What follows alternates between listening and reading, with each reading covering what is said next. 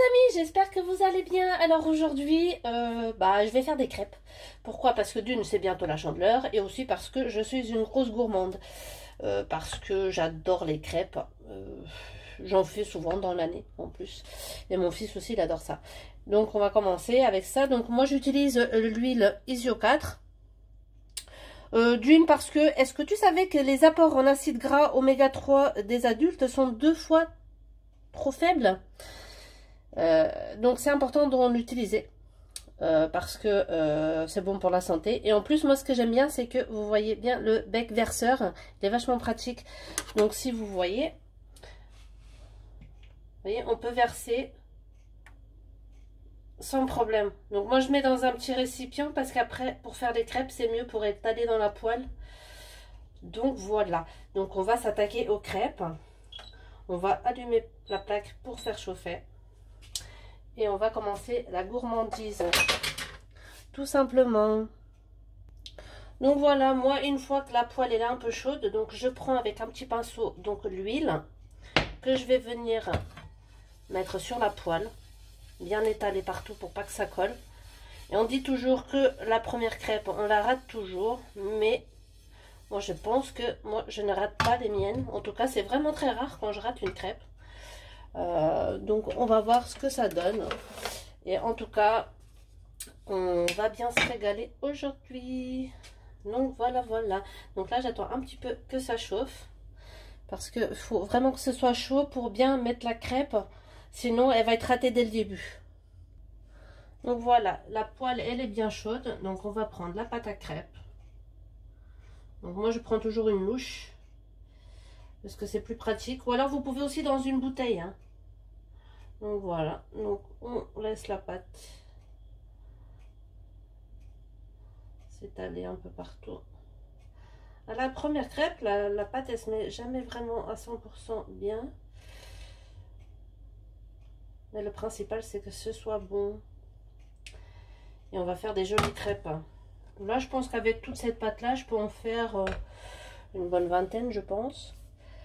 Donc je pense qu'il y a de quoi se faire plaisir pendant quelques jours. Donc et toi en général les crêpes tu les manges avec quoi? Qu'est-ce que tu aimes mettre dedans? Moi je sais que moi j'aime bien le sucre, j'aime bien aussi mettre du chocolat dedans. Donc voilà quoi. Alors la petite astuce aussi que j'ai, c'est quand je vois que les petits bords ils commencent légèrement à dorer, eh bien je vais prendre avec une... moi là je prends une spatule en bois, mais après vous prenez même avec une maryse ou ce que vous voulez, vous pouvez. Donc moi je commence par décoller les petits côtés. Comme ça, ce sera plus pratique. Parce que moi, honnêtement, je vais être honnête avec vous, je ne sais pas faire sauter les crêpes. Donc, je ne sais pas si vous êtes des experts dans le domaine. Moi, pas du tout. Si je la fais sauter la crêpe, elle reste accrochée au plafond ou alors elle tombe par terre. J'ai jamais réussi à retourner une crêpe en fait. Donc, moi, ce que je fais, c'est que je prends avec la spatule, je vais jusqu'au milieu de la crêpe, vous voyez, et hop, et je la retourne. Et comme ça, vous voyez, ma crêpe, elle n'est pas ratée du tout. Et voici ma deuxième crêpe, elle est toute jolie, ça donne envie d'en manger. Après, pour ceux qui font attention à leur ligne, au lieu de mettre l'huile avec le pinceau, vous pouvez aussi imbiber un petit sopalin et vous passez sur la poêle délicatement, comme ça laisse vraiment juste une petite pellicule d'huile, pardon. Et comme ça, au moins, ça tient bien. Et en plus, avec cette huile-là que moi j'achète, parce que moi je fais toujours avec Isio 4, c'est vraiment très pratique. En plus, avec le bec verseur, vous pouvez directement sur le sopalin, pas besoin d'un petit récipient. En plus, c'est une huile que vous pouvez trouver dans n'importe quel magasin. Moi, je sais que je l'achète dans différents magasins, toujours. Je trouve en format comme ça ou même en très très grand format, tout dépend de ce que vous voulez faire avec, parce que vous pouvez faire des crêpes mais vous pouvez faire plein d'autres choses aussi avec. Moi je sais que après c'est une habitude que j'ai, c'est toujours celle-là que j'utilise, parce que je trouve que le bec verseur il est pratique et puis il y a de l'oméga 3, c'est bon pour la santé, donc bon pour la santé, plus on se fait une petite gourmandise avec, le top.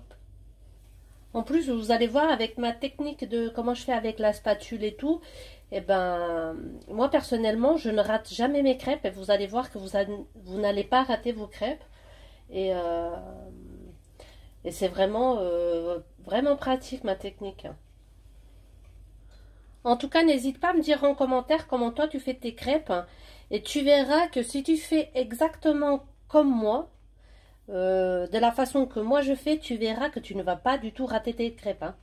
Si d'habitude tu rates toujours quelques-unes, tu verras que si tu fais exactement comme moi, c'est impossible que tu les rates.